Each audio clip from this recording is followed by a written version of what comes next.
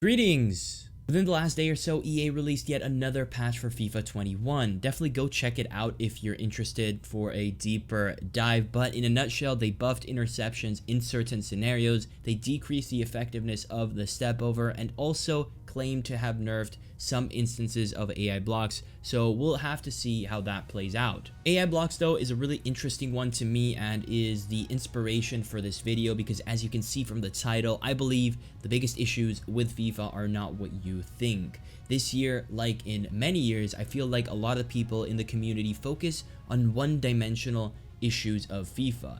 AI blocks have been and are one of those things for FIFA 21, and I'm not saying that they are not a problem. Of course they are. I'm just saying we live in a world where people think that if AI blocks were resolved and they weren't an issue anymore, the game would somehow magically transform into some sort of footballing masterpiece. That is something that I truly disagree with. Now, I'm not saying that you specifically as a viewer are one of those people that believes that blocks are the main issue, but this video is just, like I said, inspired by what I'd say is the community's tendency to blame something that is just easy to grasp on. Like I tweeted here, the real issues of FIFA are much harder to explain, and I feel because of that difficulty in trying to explain that, people just like to chalk those issues up to the DA.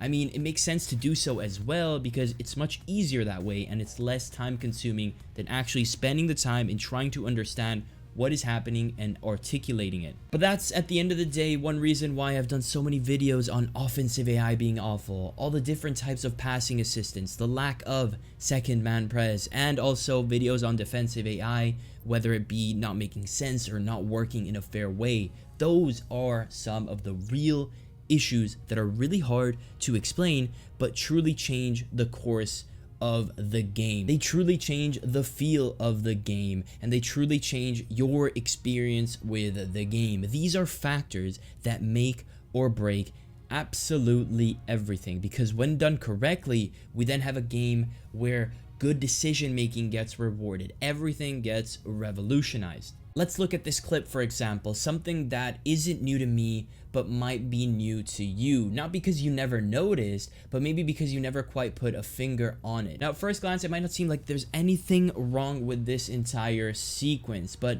this defensive AI issue has been playing into the FIFA meta for a while now. Now, look at the way and focus on how my center backs act. Without me pressing anything, my Varane just completely runs away and creates an opening for my opponent. These scenarios are the meta in FIFA. This is what people play for. FIFA is a game that is pretty much backwards. Instead of the game having incredible offensive AI that creates incredible runs that you should be forced to track well defensively and therefore move your defenders, it just makes your defenders go haywire and do things that don't make sense to create a chance for your opponent, because the game has to do it, otherwise there wouldn't be any chances. In this scenario, had my center backs not done anything, literally nothing, if they were brainless eggplants with no AI, they would have stood still and I could have just switched into them myself if necessary. But instead, the defense is coded in a way that eventually, in certain situations, in your opponent's offensive sequence, they will do some stupid stuff like this and create a gap for the sake of it. This is not organic. This just happens because there's something that went wrong. There's no reason for my Varane to switch and run where my Militao should be marking. Defending in FIFA, therefore, is often not you reading a play. It's actually you constantly micromanaging your defense because they run away from where they should be. You're not tracking good runs because, first of all, FIFA doesn't have those runs anymore. Players don't actually run into gaps, they run into defenders. So chances can only come from your defenders doing some super sus stuff like this. Once these things happen, then offensive AI starts running into gaps because the defensive AI created those gaps. Now you might be thinking, Stallion, how's this possible? Defensive AI is OP.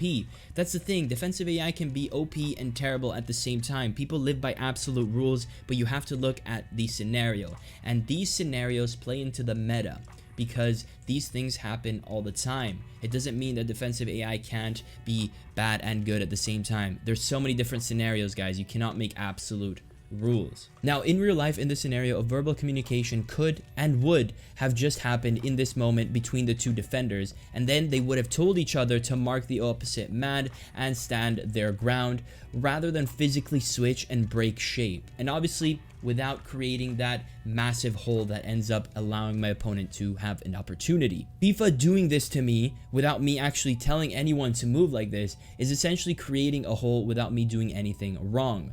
I was going to select my Varane anyways, I could see this run coming, but by the time it was the moment to do so, I had to select my Militao because my Varane had actually just went haywire and created this opportunity for my opponent. These scenarios are some of the real issues in FIFA because here you can see why you see so many high-level players play the way that they do. So many people that get the best results in FIFA, they play a certain way. That is 4-4-2, maybe even 4-2-3-1, it doesn't really matter, but 4-4-2, possession hoarding, playing super slow and patient and waiting for the defense to glitch out while the defending player is frantically trying to player switch, cover spaces, press, and cut passing lanes all at the same time. Now you might be thinking, why does that work? Well, think about it. We have a game, number one, with no second man press, which means possession hoarding is super easy, and the defender is very limited by how he can trap his opponent. The effort the defender has to go to press is much higher than the effort the ball holder has to go to keep the ball.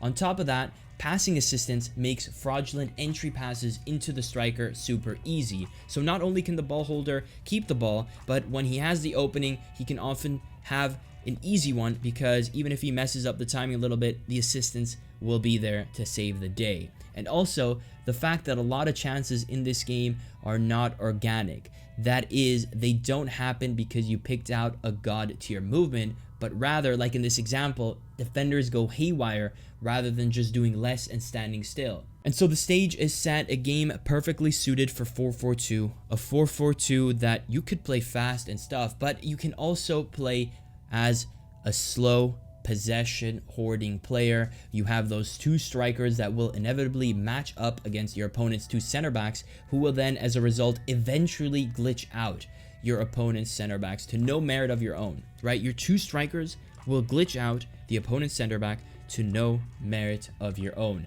The only missing ingredient is at that point is you to play slow. You gotta play slow and patient and wait for the moment to strike. That's it. I think that's wrong. I think that's FIFA 21. That's what FIFA 20 was, and that's what FIFA 19 was if you didn't El Tornado, so on and so forth. I think it's not right that all you need to do as the ball holder is wait for your opponent's defensive AI to glitch out. It's not actually you picking out something good. It's not you pulling something out of your locker. It's not you doing something extraordinary, and it's not even your opponent forgetting to track a good run. It's the video game moving your opponent's defender where they shouldn't be so that your AI can step into the obvious space.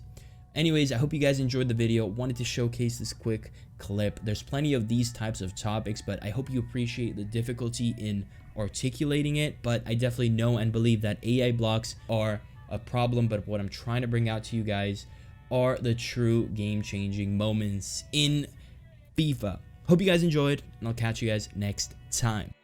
Peace.